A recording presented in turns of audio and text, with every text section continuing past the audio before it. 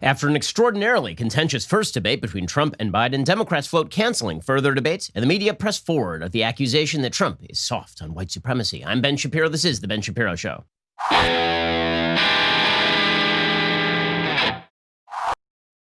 The Ben Shapiro Show is sponsored by ExpressVPN. Surf the web with peace of mind. Sign up now at expressvpn.com/Ben. In 1 second, we'll get to everything newsy. But first, let me remind you, it's a little bit uncertain out there. Have you noticed? Right, there's this big election coming up, and COVID's still out there, and who knows whether there can be more lockdowns? Who knows whether the stock market is going to go up or down? Will Biden pack the Supreme Court if he's made president? Will Trump win, and then everybody will go crazy and burn the cities? Uncertainty means that you might want to diversify your finances just a little bit. And one of the ways that you do this is to make sure that you're at least a little bit, into precious metals. This is why I trust the folks over at Birch Gold. Just like I keep telling you to do. Wouldn't it be nice to have a layer of security whichever way the wind blows? Text Ben to 474747. One of the great people at Birch Gold will then walk you through your conversion of your eligible IRA or 401k into a precious metals IRA where the physical metal, the not ETFs, will be stored securely. Birch Gold, they're my folks. They have an A+ rating with the Better Business Bureau, countless 5-star reviews. Talk to them. They're extremely knowledgeable. They can help you preserve your savings. Again, you should diversify at least a little bit into precious metals. If you had listened when I told you to do this the first time, you would be much better off financially than you are right now. So listen this time, and then 3 years from now, you'll look back and think, that was a smart decision. Text Ben to 474747. Open a precious metals IRA today. Again, text Ben to 474747. Alrighty, so we are still in the midst of the fallout from that extraordinarily contentious, rough, brutal to watch debate between Trump and Biden, where basically Trump yelled over Biden for about an hour and a half, and then Biden said really snarky and terrible things, punctuated by outright lies. And then Chris Wallace tried to intervene and himself became the subject of the debate. It was really awful, like all the way around. And it was not productive from any possible angle. One of the things that happened is the media went nuts. The media, how could this have happened? How could we have reached this point in American life? It's a disgrace to the American system. It's such a disgrace. And I mean, I thought that the debate was not good. I mean, I talked about it at length yesterday. I talked about it the night of the debate on Daily Wire Backstage. I thought this was a very, very bad debate because the purpose of a debate is to inform you about the people who are participating, basically just reinforce what you already knew, maybe provide you a little new information, maybe put the positions of the participants in a different light. And the debate really didn't get into policy very much, or if it did, it was completely obscured by the bizarre antics that were evident from every available side. But when the media complains about this being the low point of our democracy. I mean, people like John Meacham, the historian, saying this was the low point of the presidency in the United States. And people on CNN complaining that it was unprecedentedly bad. All I could think was, you are Dr. Frankenstein, and this is your monster. I've been saying for a long time that one of the great misconceptions about Trump is that Trump is the murderer of American politics. There's this weird thing that has happened in American politics ever since Trump became president, where everybody assumes that every bad thing began with Trump. And the reality, of course, is that Donald Trump is not the murderer. He is the coroner. This is the metaphor that I have been using for at least several years here. Donald Trump stumbled upon the body of American politics. It was warm. I mean, it was warm, but had been recently murdered. But the fact is that he was not the guy who originally stuck the knife in. Now, was he a doctor? Did he fix the body politic? No, of course he did not. He proceeded to stand over the body and watch it bleed out. But was Donald Trump the guy who originally brought us to this point? No. In fact, he was not. And I have proof positive of this. So last night on CNN, Senator Ted Cruz, who all facts disclosed, I'm very friendly with Senator Cruz, of course. Senator Cruz was on with Chris Cuomo, Block of Wood, on CNN. Now, Chris Cuomo is not a reporter. Chris Cuomo is a political activist masquerading as a reporter. Most evident when he was doing these bizarre interviews with his brother Andrew Cuomo, who is busily presiding over the worst regime in the United States with regard to handling of COVID, shipping elderly people back into nursing homes with COVID, ensuring that the state then covered up those numbers by pretending that if you died outside of a nursing home, even if you acquired COVID in a nursing home that was not listed as a nursing home death, refusing to answer FOIA requests, openly denying this week that he'd ever done that, which was pretty incredible, and then saying that every night when he puts his head down on his pillow, he knows that he has saved lives. I mean, Andrew Cuomo's behavior during this entire debacle has been devastatingly bad.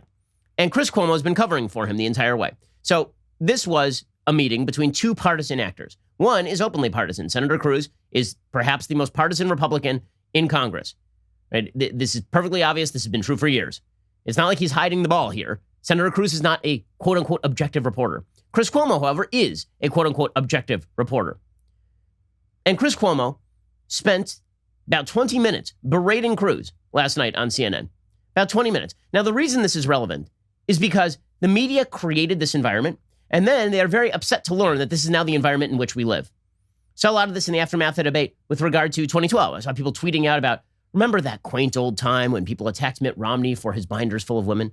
And people treating that like, oh, it's a quainter time. No, the story there is that you guys did go after Mitt Romney for the binders full of women comment, which was the most innocuous comment in the history of presidential debate. He literally said, I tried to recruit women into my administration when I was governor of Massachusetts, and I had a binder filled with the resumes of women so that I could pick women who were qualified for positions. And they treated that as though it was a sexist thing to have a binder filled with the resumes of females.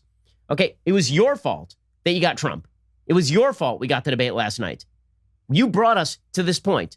And the complete lack of self-acknowledgement, the complete lack of mirror ownership, apparently, at CNN leads the same people who engage in this sort of nonsensical talking over each other, screaming at people, treating people like garbage on national TV, day in and day out, then turn around and they're like, oh, how could Trump do this sort of thing? He's one of you. The answer is he's one of you. Donald Trump was a media creation. Donald Trump is a member of the media. If people like to say that Trump hates the media. Trump does not hate the media. There is nobody in American politics who loves the media more than Donald Trump. He obsesses with the media. He talks with the media. I mean, if he hated the media so much, why would he let Bob Woodward in the front door and do 18 hours of interviews with him? Donald Trump loves the media. He's obsessed with the media. And the media are obsessed with Donald Trump. So much so that there was a story in the New York Times today. I mean, this just demonstrates the bizarre, the insane loop that has been created between Trump and the media. There's a story in the New York Times today talking about how Trump is the single greatest source of misinformation in politics today anywhere on the globe. How did they measure that? They looked at the number of headlines, including Trump and misinformation. So in other words, because Trump says something and the media are obsessed with him and print 1,000 headlines about the thing he said, that means that he is the source of misinformation, the chief source of misinformation. Or alternatively, you guys are the loudspeaker. You guys are the ones who decide where to shine the spotlight. You're the ones who have decided to turn every issue in American politics into a crisis issue in American politics. So back to this Chris Cuomo and Ted Cruz interview. I want you to see if you can distinguish the behavior of Chris Cuomo here from the behavior of Donald Trump in that debate the other night. You're going to find it is very hard to do. It's very hard to do. The level of the debate in which we engage in politics in this country is the stupidest possible level, which, by the way, is why people now go to podcasts. It's why the ratings on CNN overall have declined. They've increased relative to their ratings over the past few years. But just overall, in terms of general audience share, there's a reason that fewer people are now watching things like Chris Cuomo and more people are watching long-form podcasts, especially long-form podcasts like, for example, Joe Rogan, where he will do 3-hour interviews with people with whom he disagrees and explicate their viewpoints. They watch podcasts like this one. They watch podcasts like my Sunday Special, where I will have on Matthew Iglesias from Vox, and we'll just discuss ideas for a full hour. Because guess what? This stuff is getting old. It really is getting old. And the media created it. Members of the media act like this, and the left cheers. They love it. When Chris Cuomo acts like a jackass to Ted Cruz, when he talks over him, when he insults him, when he brings up Ted Cruz's wife and suggests that Ted Cruz is a coward for not attacking Donald Trump more, meanwhile defending his own brother. The members of the media, they dig this. This is the thing, man. The left is into it. They love it every second. And then they're like, well, Donald Trump does that. It's so bad. It's so bad. Because you built this machine, guys. You built the machine. I do think we can have a very reasonable policy discussion about the policy mistakes in New York and New Jersey of sending COVID-positive patients into nursing homes. I think that was a very serious policy mistake. Right? That wasn't the most vulnerable population. It's one of the reasons why the death rate in New York is 4 times the death rate in Texas. The place where the governor said that you didn't need to test and you didn't need masks, right? That guy? Is that what you're talking about? Was it a mistake? Or is that too political? Was it a mistake when your brother implemented a policy that nursing homes had to accept COVID-positive patients and endanger the lives of tens of thousands of seniors in New York State? My brother was the first one to say that there was a learning curve and that mistakes were made and they changed things as soon as they could. Okay, everybody turns up the heat here. Okay, again, it gets even worse than this. Chris Cuomo starts openly defending his brother's behavior and then brings up Ted Cruz as though it's Ted Cruz's job to condemn Donald Trump in the same way that it's Chris Cuomo's job to be an objective journalist. The journalists and the politicians, you see, are exactly the same. The journalists and the politicians are to be treated exactly the same. The only difference is you're supposed to pretend the journalists are journalists. Here's Chris Cuomo continuing this. My brother will stand for his own record. Why don't you talk to the president the way you talk to my brother, Ted? You afraid of him? You think he'll smack you down at home? Oh, is that yeah, what it is? I'm like he shut you up in the primary? Cuomos. You guys not are the really Cuomos. tough. I'm talking about the president. My brother's not the president. I'm talking about the president, the one who called you a liar. You're perfectly fine to scream and yell because you know what? Oh, but you don't. You're doing it because you don't want to discuss the substance. Like I had you on you to invited me discuss on the these show things. to actually talk about the Supreme Court and talk about the book One Vote Away, and instead you just want to repeat insults over and over and over again. Oh, but you're let's not. Actually talk about you the just Supreme bring up Court my for a brother minute. for half the interview because you're such a fair guy. Okay, this is incredible. Bringing up his brother is the governor of New York. His brother is the governor of New York. And you're talking about COVID policy. It seems a little relevant to bring up the fact that your brother, the governor of New York, who was treated with kid gloves by you on national TV for weeks at a time, that was a failure of coverage on your part. That is not the same thing as Ted Cruz doing the partisan thing and defending Trump. He is a Republican senator from Texas. What the hell do you think he's going to do? He doesn't have the same job as Chris Cuomo. The generalized point here is this. While you hear everybody in the media complaining about Donald Trump, you guys created this toxic brew, and then you're like, oh, this is toxic brew. This is really bad. I can't believe it's so bad as all this. I can't believe that it's really, really bad. Jeff Zucker was calling the Trump campaign in the middle of the Trump campaign to give advice to Michael Cohen. You can't do this. You can't do this. It's not that you can certainly criticize Trump for his behavior. You can certainly criticize anybody you want, but you might want to check whether the house that you're living in is literally made of glass before you start chucking those sorts of stone. Okay, so how were the actual ratings from the debate? Not particularly good. They actually nosedived from 2016, which suggests, as I thought before, that there are very few people who have not made up their mind in this election cycle, which, given the polling data right now, is very bad for Trump and very bad for Republicans across the country. Cook Political recently re-rated Iowa from leans Republican to deadlock, basically, to throw up. It's an even state now.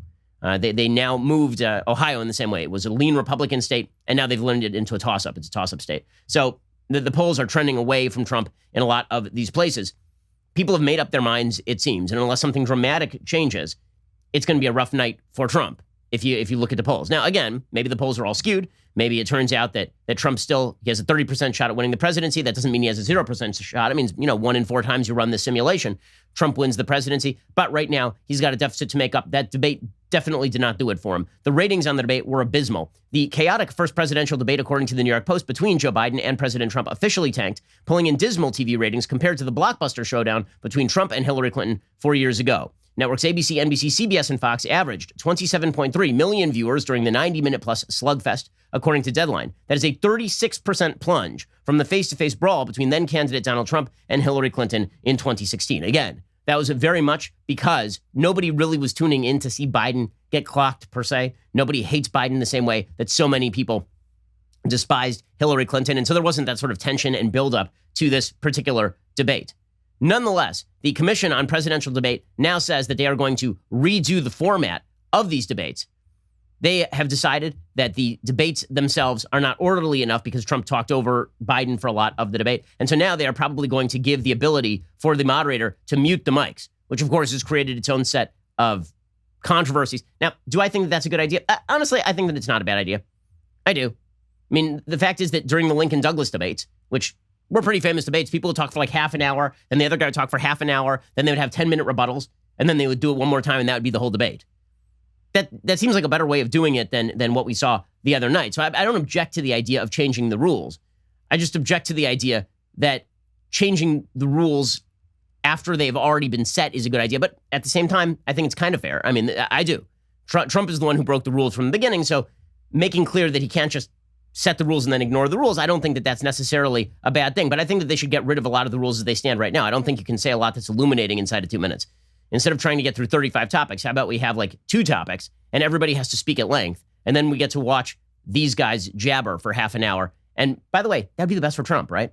We know that Trump can go off the cuff for half an hour. Can Joe Biden go off the cuff for half an hour right now? I have serious doubts. That'd actually benefit Trump if they went toward that format.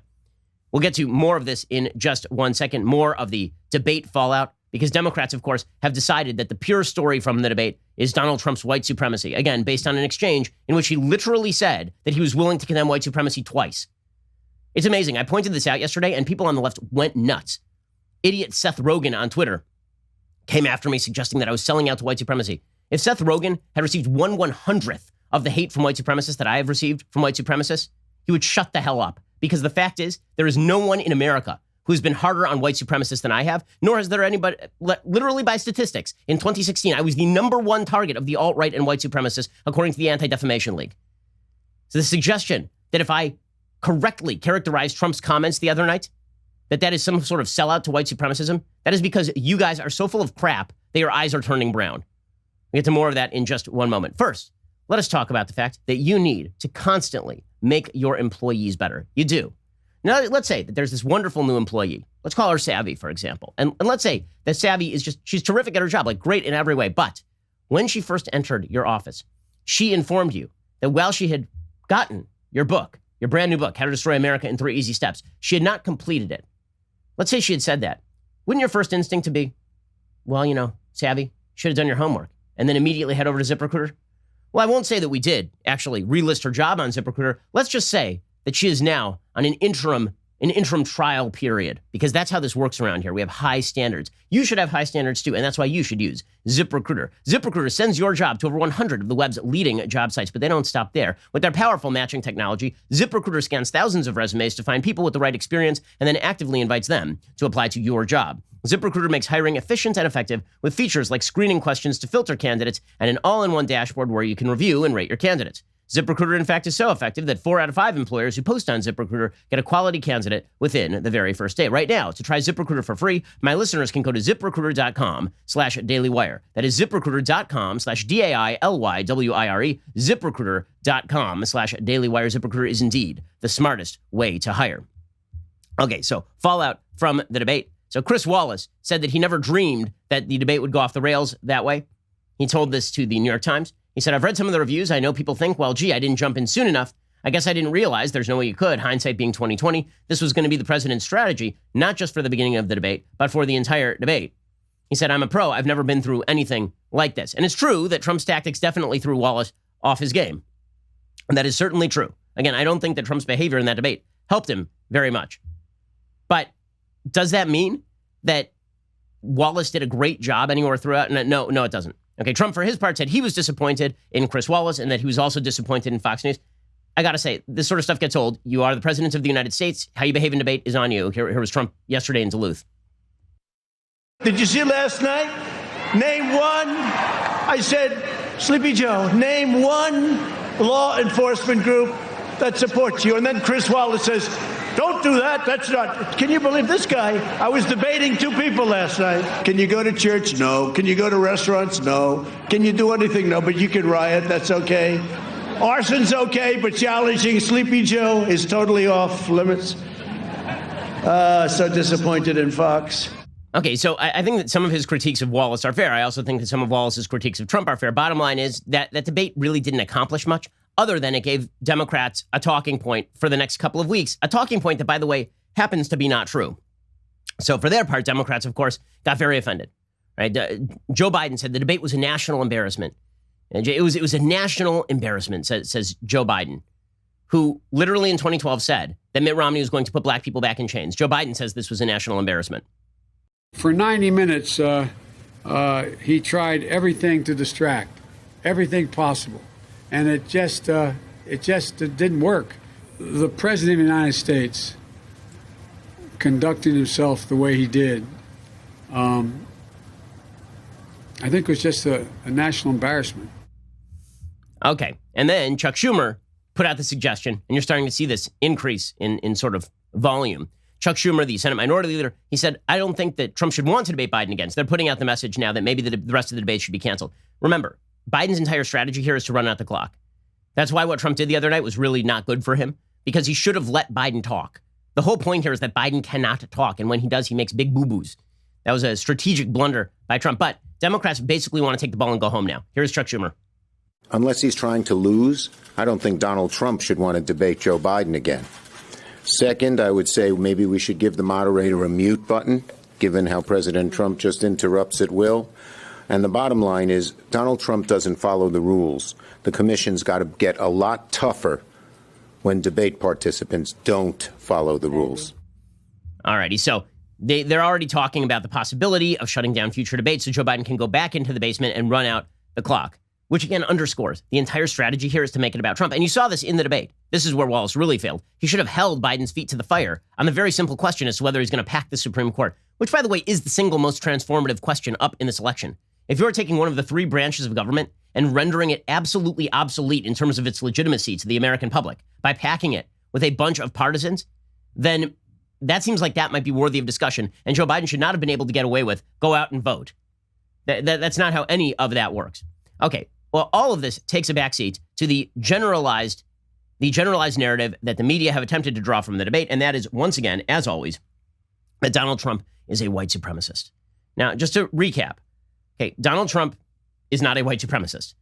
Donald Trump's history with condemning white supremacy is pretty long, meaning that it was, let's put it this way, it was intermittent for a long time.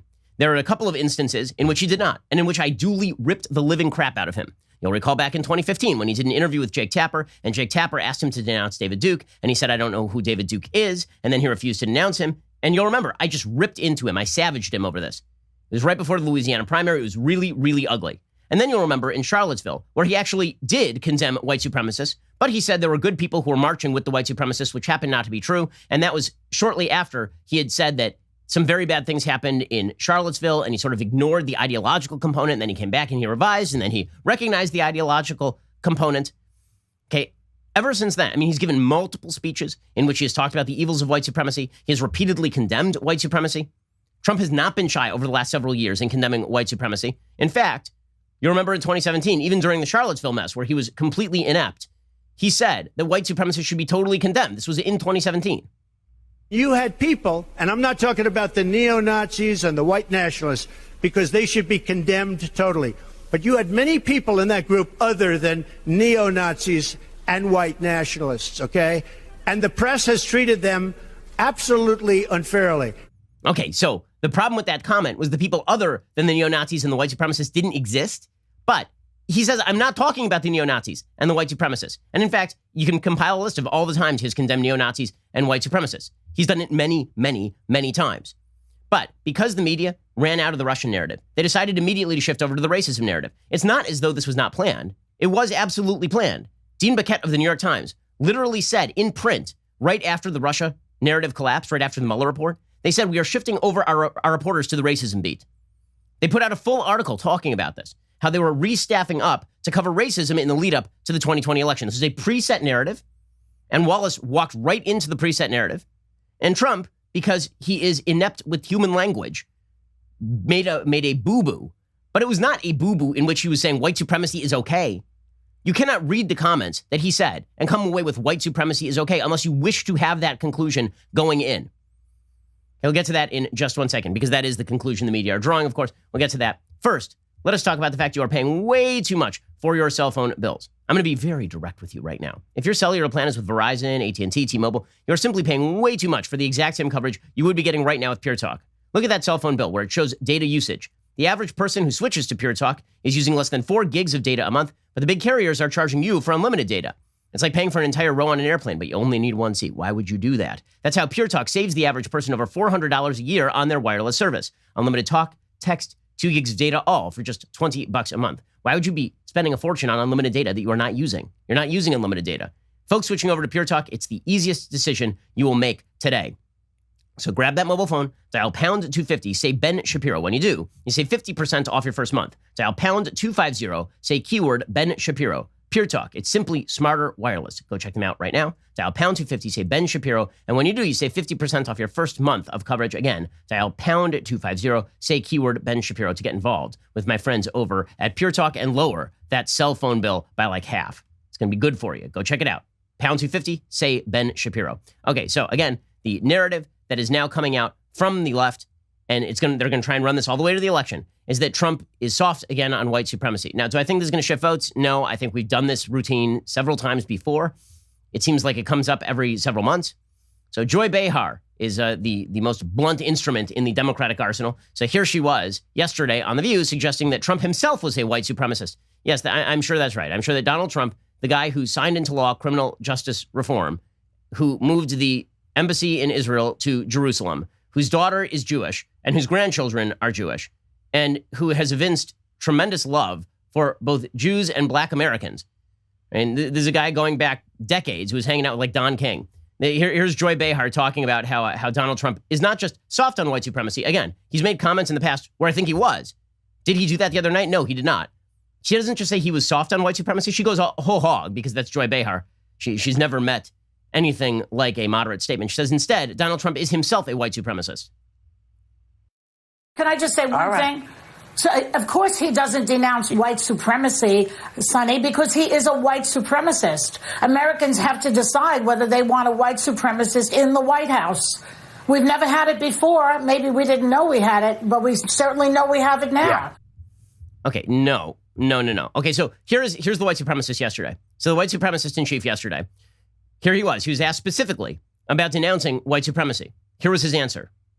They should stop defunding the police like they've done in New York, like they've done in New York. I just told you. But you denounce them. Do you denounce I've always denounced any form of any of that you have to denounce. But I also, Joe Biden has to say something about Antifa. It's not a philosophy. These are people that hit people over the head with baseball bats. He's got to come out and he's got to be strong. And he's got to condemn Antifa. And it's very important that he does it. Okay, so first of all, he's right. He's absolutely right here that the media have completely ignored the fact that during that debate, Joe Biden refused to condemn an actual violent group, Antifa, who've been committing acts of heinous violence, up to and including murder, in America's major cities. And that's gone completely by the wayside. Like, he openly did that. Okay, you didn't have to read into the comments to get there. Joe Biden literally refused to condemn Antifa from a presidential stage, and no one gives a damn in the media. Right? That's an actual violent group. The vast majority of the violence happening in our cities right now, the city's burning, that is not white supremacist. It is not white supremacist in Chicago and LA and New York and DC. It's not white supremacist in Portland. It's not white supremacist in Seattle. There's a bunch of left-wing groups. Joe Biden has been able to get away with that because the media are so militarized against Trump that they seriously do not care if Joe Biden decides to make excuses for Antifa. And Chris Cuomo was a big Antifa defender in the early days. He still occasionally will kind of let that mask slip a little bit. So he's right about, but the key quote there is, of course I defend this. Of course I denounce white supremacy. I denounce all forms of this. I've always denounced all forms of this. Okay, so let's just replay. For the sake of people's ears and eyes, who are you going to believe? Seth Rogen and Joy Behar and the members of the New York Times editorial board, or your own ears? So I'm going to replay the exchange that happened from the debate the other night and see if you can find in here Donald Trump not denouncing white supremacy. Seriously. There's only one way that you can get there, and I'll explain it in a second. But you have to have the preconceived notion going in that Trump is a white supremacist in order to come away with that conclusion. Okay, let's play the clip. Are you willing tonight to condemn white supremacists and militia groups and to say that they need to stand down and not add to the violence in a number of these cities, as we saw in Kenosha and as we've seen in Portland? Sure, are you I'm prepared to specifically? Okay, stop it right there for a second. He has now said in the first 10 seconds of this clip, sure, twice. Sure. And then he says again, sure, I'm willing to do that. And then Trump turns, right? He turns and he swivels and he says, I don't understand why we're talking about right-wing violence in cities that are being dominated by left-wing violence. I don't understand this. Why aren't we talking about BLM? Why aren't we talking about Antifa? That is a perfectly legitimate point. Okay, and then Wallace, because he was terrible the other night, decides that he's going to double down on this. Yes, sir, but will you condemn? He already did twice. He said sure 2 times. If he wanted to say no, he would just shake his head, or he would say no. You think Donald Trump is unwilling to say things that piss people off? He does it all the time. Okay, but the fact is that he does condemn white supremacy. He does condemn these people who are committing violence in the cities if they are from the right. Okay, I'm sorry, but okay, so there's literally a 3-word thing that Trump says in the rest of this exchange that everybody on the left is hanging their hat on to claim that he is in fact a white supremacist. Okay, and the only way that you can read this is if you think that Trump is exact with his language, which we all know he is not. It is amazing how the left, which fully understands that Donald Trump is wildly inexact with his language, that Donald Trump routinely says dumb crap, how suddenly they get super serious and meticulous about his literal language all the time. Now, listen, I understand the left saying to people on the right, you guys, you say that you should take him seriously, not literally, and that lets him that lets him basically say whatever he wants to say, and we're supposed to read into his words. But I don't even take him seriously. I've said this all along. I've been very consistent about this. I don't think that virtually anything Trump says ought to be taken seriously because I don't think that he's the world's most serious person. I don't think it's possible to look at Trump and think he's the world's most serious person. I think very often there's a core of truth to things that he says, but I do not think that he is exact in his language. I don't think that he thinks out what he's doing beforehand. It doesn't. Okay, so here is the rest of the exchange. To do specifically, that, but do it. Well, I would say almost everything I see is from the left wing, not from the right wing. So what are you saying? I'm willing to do anything. I want to see peace. Then do it, sir. Say it. Do it. Say it. Do you want to call him? What do you want to call him? Give me a name. Give me a white name. Supremacists and white like me to condemn? White supremacists and right Proud Boys. Stand back and stand by. But I'll tell you what. Somebody's got to do something about Antifa and the left, because this is not a right-wing problem. This is a left-wing. Okay, so stop it there. So he already said, right at the top, sure, twice I'm willing to condemn white supremacy. And then the thing stops dead, right? For the first time in the entire debate, it stops dead because he literally is confused. You can see he's confused. They're saying to him, both Biden and Wallace, then do it, sir, do it. And he's like, I don't know what you want me to do. I literally just said that I condemn the white supremacists and I condemn the violence in the cities. Who are we talking about? Like, I don't know who we're talking about. And the reason he says, I don't know who we're talking about, is because the left lumps every single human being together. The left pretends that everybody they disagree with is a white supremacist. Okay, this is unfortunately a common left-wing trope, is that everyone they disagree with is a white supremacist. Let me give you a perfect example. So yesterday, Joe Biden releases an ad. Okay, this ad is about Donald Trump not apparently fighting back against the white supremacists hard enough. You'll see even in the Chris Wallace question there, he says white supremacists and right-wing militia groups. Okay, so number one, you can condemn anybody who's getting involved in violence that is illegal. That's fine. But if you are going to say that all of these quote-unquote right-wing militia groups are the same ideologically as white supremacists, that is inaccurate, right? But the left likes to do that. Ideologically, they're not the same. The left has now grouped together, for example, Patriot Prayer, which is a not racist group, with actual white supremacists who are in fact racist. Joe Biden did an ad yesterday where he grouped together, in order to group together everybody who they disagree with, they grouped together Kyle Rittenhouse and white supremacists who were marching that Unite the Right garbage people rally. Okay, Kyle Rittenhouse, for all the idiocy of going to a riot site with a gun, okay, he shouldn't have done it. I've said that 1,000 times. He is not a white supremacist. There's no evidence he's a white supremacist. Joe Biden groups him together with the white supremacists in this ad. So here is that ad from Joe Biden yesterday. Are you willing tonight to condemn white supremacists and militia groups and to say that they need to stand down and not add to the violence in a number of these cities, as we saw in Kenosha and as we've seen in Portland? Sure, are you I'm prepared to specifically do it? I would say almost everything I see is from the left wing, not from the right wing. So what are you saying? I'm willing to do anything. I want to see peace. Then do it, sir. Say it. Do it. Say it. Do you want to call him? What do you want to call him? Give me a name. Give me a white name. Supremacists and right like me to condemn? White supremacists and right Proud Boys, stand back and stand by. Okay, and then so here's where they are. Here's what they're relying on. They're relying on those three words, and stand by. Okay, so what was Trump saying when he said and stand by? Do you really think that he was saying stand back and then I want you to stand by as like a paramilitary organization? Or do you think that what he meant was stand back and stand down? Okay, which one do you think that he meant? I can tell you what Gavin McInnes, the founder of the Proud Boys, said. He literally was doing an online follow of this particular debate. And in the middle, he said, wait a second, he just told us to stand back and stand down. I'm the head of the Proud Boys. Donald Trump isn't the head of the Proud Boys. So Gavin McInnes, the head of the Proud Boys, understood that what Trump was saying was stand down. But Donald Trump isn't the head of the Proud Boys. Okay, beyond that, notice the attempt by the left to, again, lump everybody in under one rubric. Now, I'm not a Proud Boys guy. I don't like the Proud Boys. I've told them before, I don't want them involved with anything that I do, right? They've offered in the past, some of the Proud Boys, to go to like speeches that I give and provide security. I'm like, what the hell? You guys are a paramilitary group. I don't want anything to do with the Proud Boys. But to lump them in as white supremacists, right? That is the next step. So in order to get to Trump didn't condemn white supremacy, you have to make a logical leap here. The logical leap is that the Proud Boys, number one, are white supremacists, and number two, Trump was attempting to embolden them rather than telling them to stand down. Okay, those are two logical leaps, neither of which is in evidence. Number one, he told them to stand back. When he said stand by, do you think he meant stand back and I want you to stand by in paramilitary fashion? I suppose you could interpret it that way if that's how you want to, but I don't think that's what he was saying. And I think it's fairly obvious that he meant stand back and stand down. Okay, beyond that, in order to get to this point, you have to lump together white supremacy. Okay, so he says twice in that exchange, will you condemn white supremacy? Sure.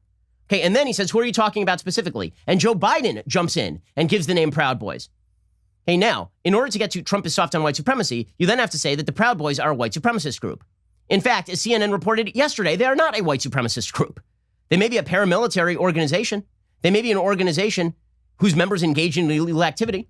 They may be an organization, some of whose members have engaged in white supremacy, but as an organization, they actually condemn white supremacy, as CNN's own reporters acknowledged yesterday.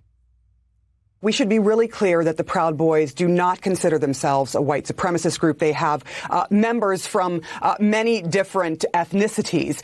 That doesn't mean that they have not wreaked havoc. They're more like a political fight club, if you will, than a white supremacist group, and have distanced themselves. So in order to get to Trump is soft on white supremacism, you have to say, number one, the Proud Boys are a white supremacist group. And two, Trump was taking leadership of them and telling them to arm up, which he was not doing.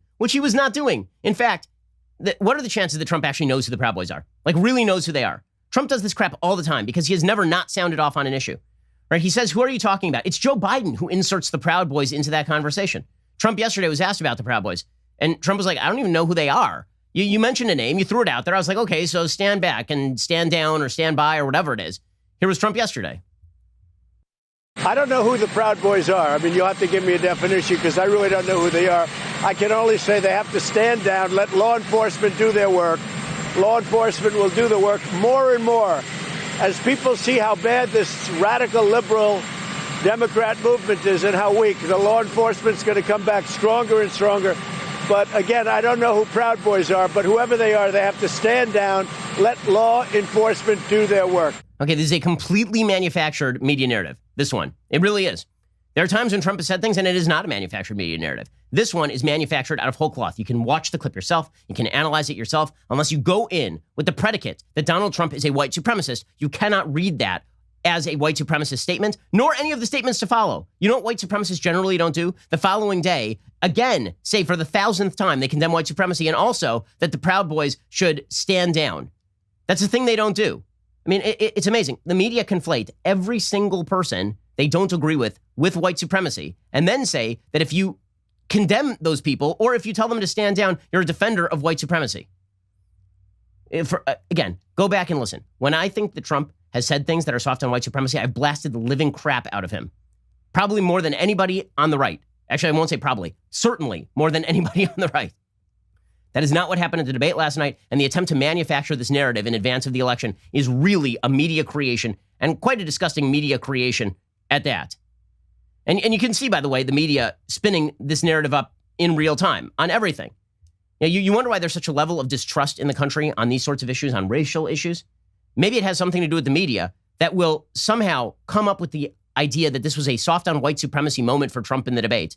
And at the same exact time, they will throw out there that Kyle Rittenhouse is a white supremacist. I mean, there are members of the media who were saying this at the time in Kenosha. In a second, I'm going to get to a piece from NBC News that is truly incredible in terms of its bias against Kyle Rittenhouse and against the Trump administration. We'll get to that in just 1 second. First, let us talk about something great that you can do for your parents. Okay, something great you can do for yourself. That is, you can preserve all of those family memories. So out in the garage, you got a bunch of old pictures, you got old film reels, you've got VHS tapes that you're never going to look at again. You know what you should do with all that stuff? You should get it translated over to a digital format. But how can you accomplish this incredible thing? All you have to do is head on over to Legacy Box. Legacy Box is an ingenious mail-in service to have all those irreplaceable moments trapped on videotapes, camcorders, tapes, film reels, pictures, converted to DVD or digital.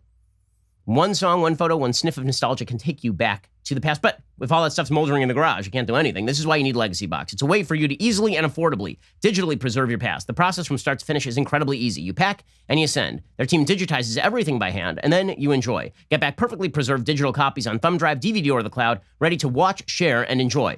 They've thought of everything. They even provide state-of-the-art tracking and send you updates at every step of the process. Send your precious recorded moments to a company you can trust. It was founded by college roommates Nick and Adam over a decade ago. I know them. They are great dudes. You can certainly trust them with your family memories. Get started preserving your past today. Go to legacybox.com/Shapiro to get an incredible 40% off your first order. I've done this for my own parents.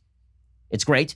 Buy today. Take advantage of this exclusive offer. Send in when you are ready. Go to legacybox.com/Shapiro. Save 40% while supplies last. Okay. In just a second, we'll get to more of this. Make sure to go over to Daily Wire and subscribe so you can get behind that paywall. You're listening to the largest, fastest growing conservative podcast and radio show in the nation.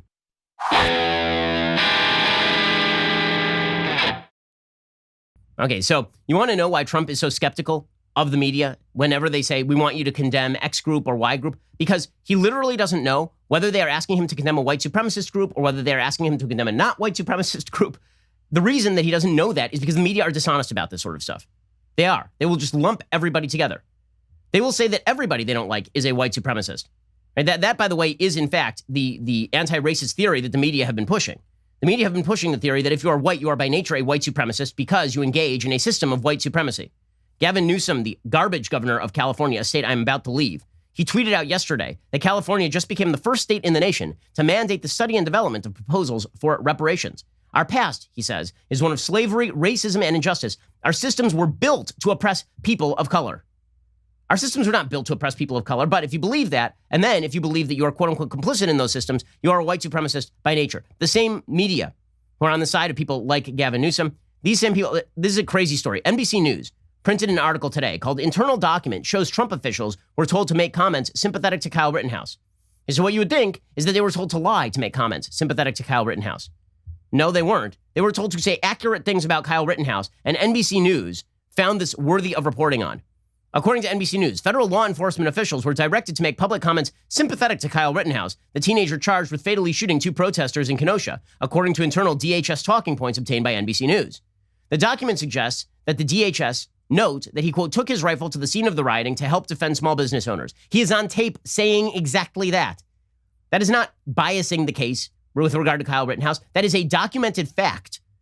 Another set of talking points distributed to Homeland Security officials said the media were incorrectly labeling the group Patriot Prayer as racist after clashes erupted between the group and protesters in Portland, Oregon. Again, that happens to be a fact. Patriot Prayer is not a white supremacist group. The media were falsely labeling them a white supremacist group to say that white supremacists had caused the violence in Portland. The media think that this is bad. The media shouldn't be fact-checked on their attempt to smear everybody to the right of Hillary Clinton as a racist. So that conversation is so fraught that Trump is, I think, rightly skeptical of the media's take on what constitutes racism and what does not constitute racism. But putting that to one side, the entire narrative here, which is that the takeaway from the debate is that Trump was soft on white supremacy again. If he had been, I would blast him. I have done so in the past. The reason people are very angry with me today is because I'm using my best judgment to determine that in that quote, he is not doing that. Okay, now there's another narrative that the media are trying to draw out from the debate the other night, and that is all of the election fallout. So they're suggesting that Trump is a threat to the election. Now, again, this is a media creation into which Trump absolutely steps. So for months, years, we have heard from Democrats that Donald Trump is not a duly elected president, that he was in fact put in place by the Russians. As it turns out, that is not true. And then we have heard that Republicans have biased every major election, right? George W. Bush was not legitimately elected. Donald Trump was not legitimately elected. Stacey Abrams is the actual governor of Georgia. Voter fraud is rampant in Republican states. Republicans attempt to suppress the vote. This is a generic Democratic talking point at this point. There have been full articles written about John Podesta prepping for the possibility of insane post-election maneuvering should Donald Trump win victory. We know that the Biden team has hired hundreds of lawyers in preparation for exactly that. There's a weird 20,000-word piece in The Atlantic positing all these bizarre scenarios whereby Donald Trump was going to hole up in the White House like Al Pacino at the end of Scarface, snorting coke and firing guns to prevent being dragged out of the Oval Office even after losing an election legitimately. So this is left-wing wish casting. If Donald Trump loses the election, he will go. Now, Donald Trump made a boo-boo in the last debate because he decided to play right into all of that. So Donald Trump plays the same game as the left. This is the deep truth of Donald Trump. He is a funhouse mirror for the left. Everything the left does, Donald Trump does, except a little bit more. So if you get Chris Cuomo doing the cable news routine, you get Donald Trump doing the cable news routine, except more. If the left suggests that election fraud is going to skew the election such that Republicans are going to win, you'll get Donald Trump saying exactly the same thing back to them. You guys are going to skew the election results so that you guys win. And then that plays into the left-wing narrative. So this has been the left-wing narrative for the last couple of days because Donald Trump, when asked about the election, said there's the possibility for serious election fraud, there's the serious possibility of voter fraud and votes not being counted, and it could be a mess. Now, the real answer to that is a duly certified election is one that I will respect. If we have evidence of malfeasance, then that is something that we'll have to deal with when it comes up. That's the actual answer. That's always the answer. But because Trump is Trump, he immediately went to, well, we'll have to see, and then when we see, maybe we won't, maybe we will. Okay, so now the media have spun up this entire narrative as an attack on voting. And so there's a huge article in the New York Times about how Trump is depressing the vote, right? They literally say that Trump is undermining the election by claiming voter fraud.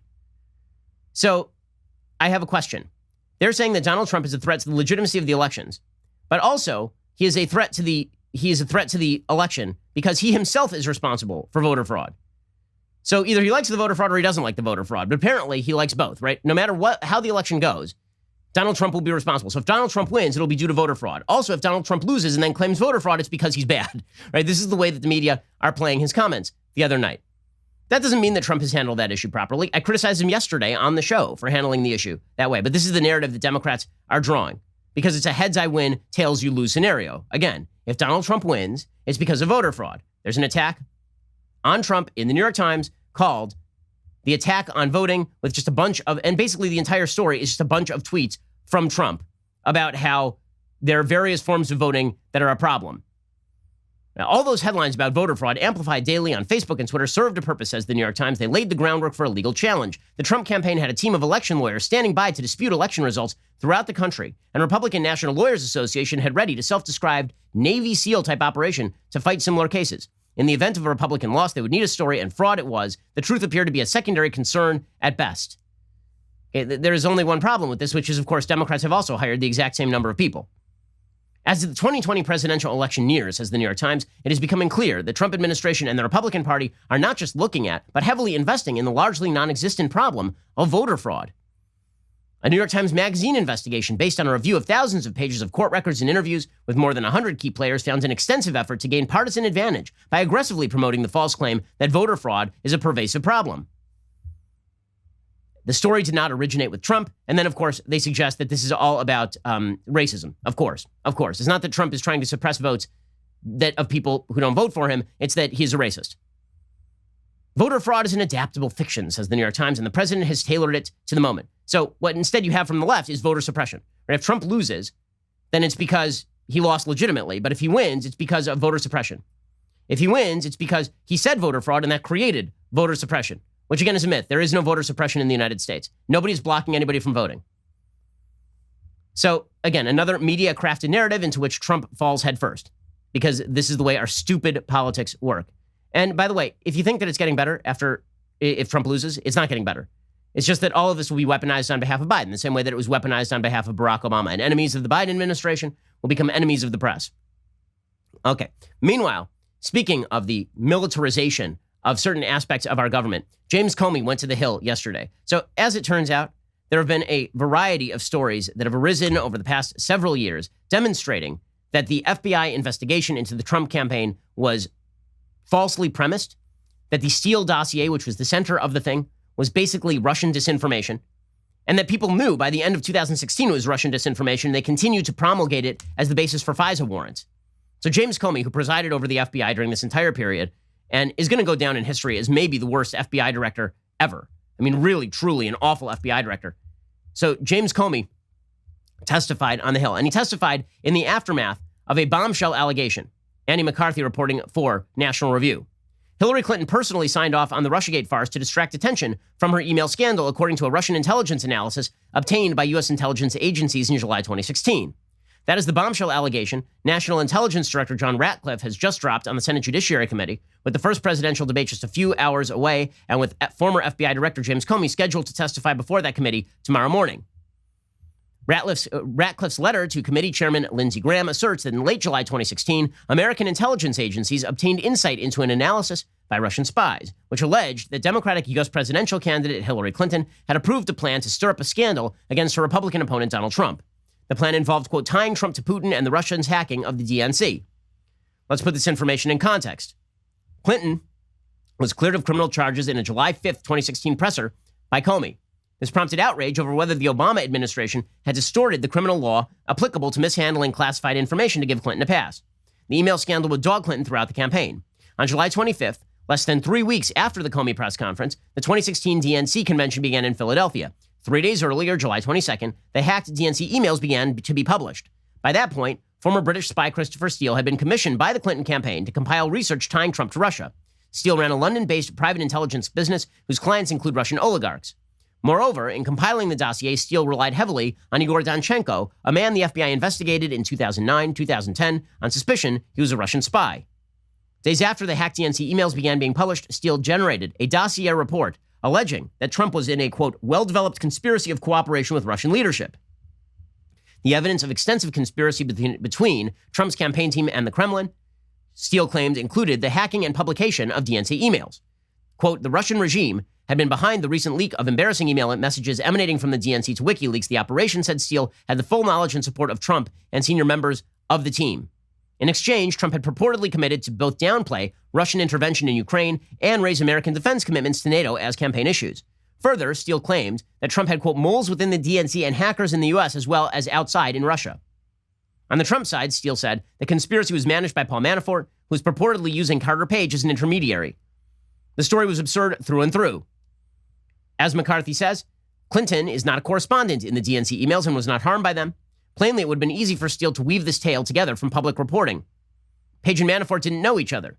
In the same dossier report, Steele claimed Russia was using its consulate in Miami as a hub for the arrangement with Trump. Russia didn't even have a consulate in Miami. Ratcliffe's letter concedes the U.S. intelligence community does not know the accuracy of the allegation that Hillary personally orchestrated the collusion scandal, nor can our agencies say whether Russian intelligence analysis is disinformation. Nevertheless, the allegation about Clinton's role was known to the Obama administration at the time. Ratcliffe elaborates that handwritten notes from former CIA Director John Brennan show Brennan briefed Obama and other senior national security officials about the intelligence, including the, quote, alleged approval by Hillary Clinton on July 26, 2016, of a proposal from one of her foreign policy advisors to vilify Donald Trump by stirring up a scandal claiming interference by Russian security services. Apparently, in early September, U.S. intel officials forwarded to FBI Director Comey and Agent Peter Strzok an investigative referral regarding, quote, U.S. presidential candidate Hillary Clinton's approval of a plan concerning U.S. presidential candidate Donald Trump and Russian hackers hampering U.S. elections as a means of distracting the public from her use of a private email server. Director Radcliffe closes his letter by explaining there is other related intelligence that remains classified. Apparently, that intelligence will not be declassified. It turns out that CIA Director Gina Haspel, according to Sean Davis over at The Federalist, is blocking release of further Russiagate documents. Okay, so now we have a Russian intelligence document, which itself could be disinformation, claiming that Hillary Clinton basically concocted the whole Russiagate scandal in order to distract from Emailgate. Is that true? Is that not? We have no idea. But we certainly know that the Russian dossier, the Steele dossier, was Russian disinformation. So we know that much. Do we know that this was Russian disinformation? We have no idea. One thing we do know, the FBI botched this thing from beginning to end. So James Comey, the self-righteous former FBI director, he appears in front of Congress yesterday, and he proceeds to spout a bunch of conspiracy theories. So, for example, he was asked about Trump's finances, and he just speculates that Trump's finances make him susceptible to blackmail. Again, this is the guy who is tasked with leading the leading law enforcement agency of the United States, the FBI. He was tasked with heading that. And he's just out there engaging in rank speculation. This doofus was running the entire operation. Mr. Comey, is personal debt an important consideration when an individual is seeking a security clearance? Yes. Why? Because a person's financial situation could make them vulnerable to coercion by an adversary and allow an adversary to do what we try to do to foreign government officials we find are indebted, and that is recruit them to our side. So it's a serious issue. Go ahead. I'm sorry.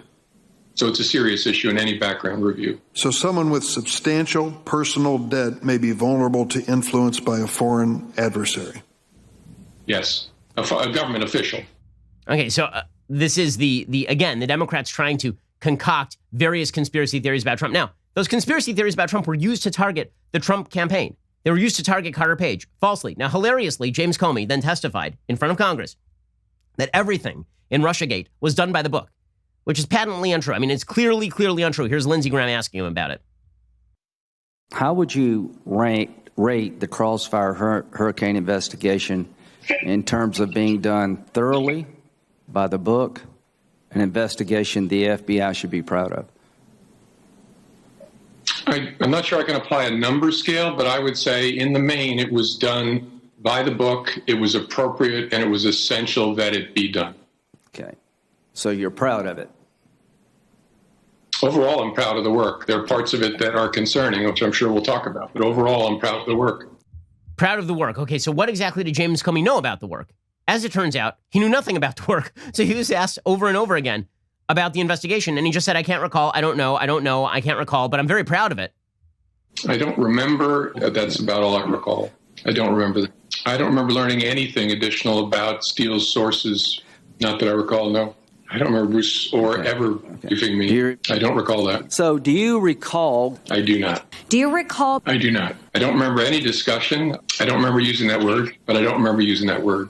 I don't remember ever being informed. I don't recall being informed of that. Did you ask any questions or do any due diligence on this at all? I don't remember anything about the facts that have been revealed recently about the subsource. Okay, so, but he's very proud of the work. That was the guy who was trusted to lead up this operation.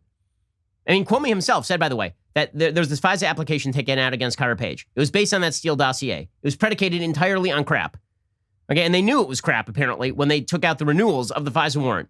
Lindsey Graham asked Comey about it, and he was like, well, even though I personally signed the documentation, it's not my job to make sure the FISA applications are accurate. Oh, is that how that works? Whose job is it to make sure the facts are right when you present them to the FISA court? Well, the most basic level, the affiant, whoever is signing the affidavit. Did you sign the affidavit? No, I signed a certification, which is required of the FBI director. Okay. Does the FBI director have any responsibility to make sure the facts are right when they're given to the court? Not in connection with the certification, but in general, the FBI director is responsible for everything that's being done underneath the FBI director. Oh, but he's not responsible for anything because it's not his job. It's not his job.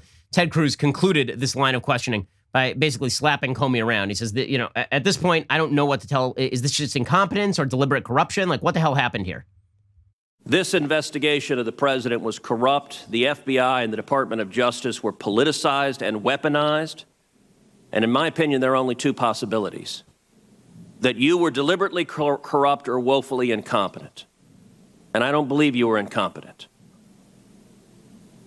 This has done severe damage to the professionals and the honorable men and women at the FBI, because law enforcement should not be used as a political weapon. And that is the legacy you've left. So how easy is it? People say, how easy is it for the media to concoct various narratives about political figures?